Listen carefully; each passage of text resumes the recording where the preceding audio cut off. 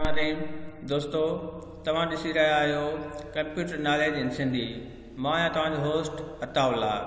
दोस्तों, अॼु पाण माइक्रोसॉफ्ट वर्ड जे अंदरि पेज लेआउट मेन्यू में मार्जिन ऐं ओरिएंटेशन पढ़ंदासीं।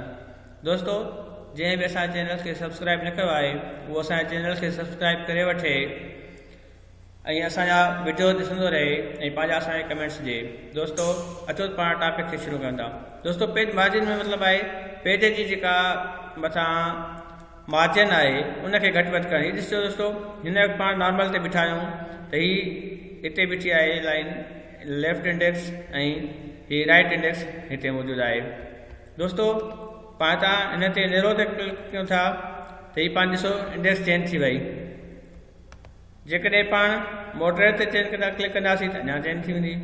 उनखां पोइ वाइट आहे, जेकॾहिं वाइट ते रखंदासीं छो त हिन वरी ही इंडेक्स जेका आहे चेंज थींदी वञे पई। मतिलबु मार्जिन आहे, हीअ मार्जिन आहे जेका असां घटि वधि करे सघूं था। मतिलबु अखर किथां खां शुरू कजे, मार्जिन जो मक़सदु आहे त ऐं किथे एंड थिए।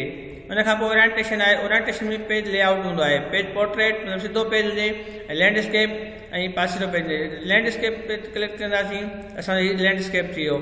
हीअ पोर्ट्रेट पेज आहे, मथां खां हेठि वञे ऐं लैंडस्केप मतिलबु आहे सॼे खॿे पासे ते पखिड़ियल पेज हूंदे। जेकॾहिं तव्हां हिते पेज जी साइज़ जेका आहे ओरिएंटेशन जेका आहे लैंडस्केप रखंदव ऐं तव्हां प्रिंट हुनखे करण लाइ प्रिंटर में तव्हां पोर्ट्रेट में पेज विझंदव त तव्हां जॾहिं प्रिंट थी वेंदो पेज त उहो लैंडस्केप में प्रिंट थी वेंदो।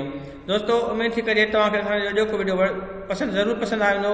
जंहिं दोस्त असांजे चैनल खे सब्सक्राइब न कयो आहे उहो चैनल खे सब्सक्राइब करे वठे।